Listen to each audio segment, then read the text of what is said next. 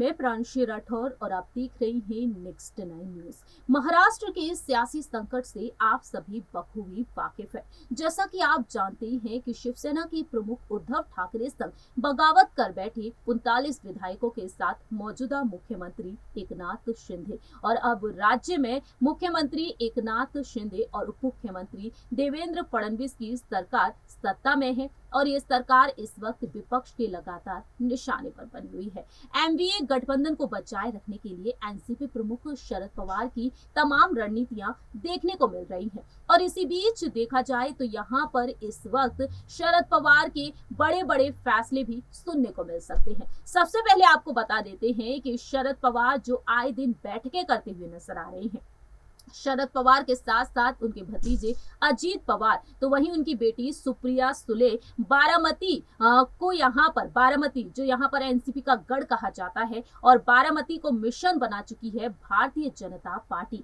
आगामी लोकसभा चुनाव को ध्यान में रखते हुए सभी सीटों पर जीत हासिल करने के लिए अब भारतीय जनता पार्टी ने केंद्रीय मंत्री निर्मला सीतारमण को जिस तरीके से मैदान में उतार दिया है, एक बार फिर से केंद्रीय वित्त मंत्री निर्मला सीतारमण बारामती का दौरा कर सकती हैं। वहीं दूसरी ही तरफ यहां पर देखा जाए तो सीएम एकनाथ शिंदे और उप मुख्यमंत्री देवेंद्र फडणवीस के साथ जब एक ही मंच पर नजर आए थे शरद पवार और उस वक्त रणनीतियां यहां पर सामने आई थी। कयास लगाना शुरू हो गया था जब एमसीए चुनाव से पहले डिनर टेबल पर यहां पर तीनों ही नजर आए थे और उस वक्त देवेंद्र फडणवीस और एकनाथ शिंदे यहां पर तमाम मुद्दों पर चर्चा करते हुए देखे गए थे और देवेंद्र फडणवीस की मौजूदगी में कहा गया था एकनाथ शिंदे की तरफ से कि मेरा और पवार साहब का जन्म महाराष्ट्र के सतारा जिले में हुआ है, मैं वही करूंगा जो पवार साहब कहेंगे। अब महाराष्ट्र ही नहीं पूरा देश ये जानता है कि एकनाथ शिंदे इस वक्त बीजेपी के साथ मिलकर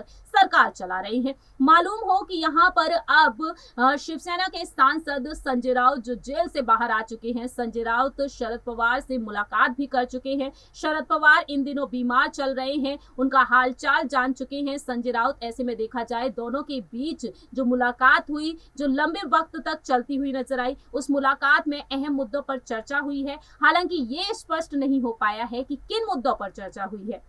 अब ऐसे में यहाँ पर बागी विधायकों के लिए 39 बागी विधायकों के लिए शरद पवार का क्या कुछ अहम फैसला हो सकता है? क्या सियासी गलियारों में जो कयास लगते हुए नजर आए थे, क्या वाकई में यहाँ पर एकनाथ शिंदे के समर्थन में कभी दिखाई देंगे शरद पवार? फिलहाल देखा जाए तो शरद पवार एकनाथ शिंदे से चर्चा करते हुए देखे जा सकते हैं कई मुद्दों पर, क्योंकि बार बार वह अपील करते हुए नजर आते हैं किसानों के मुद्दे पर देवेंद्र फडणवीस और एकनाथ शिंदे से। ऐसे में देखा जाए तो यहाँ पर बागी विधायकों के लिए शरद पवार की क्या कुछ रणनीति हो सकती है, ये वक्त के साथ ही पता चलेगा। लेकिन उद्धव ठाकरे और रश्मि ठाकरे के साथ शरद पवार लंबे वक्त से खड़े हुए हैं और यहाँ पर ठाकरे गुट को बचाए रखने के लिए शरद पवार की रणनीतियां भी देखने को मिलती हैं। देखना दिलचस्प होगा कि आखिरकार शरद पवार यहाँ पर एनडीए गठबंधन को बचाए रखने के लिए क्या कुछ बैठकें करते हुए दिखाई देंगे। इस रिपोर्ट में इतना ही। बाकी की तमाम अपडेट्स के लिए आप देखते रहिए नेक्स्ट 9 न्यूज।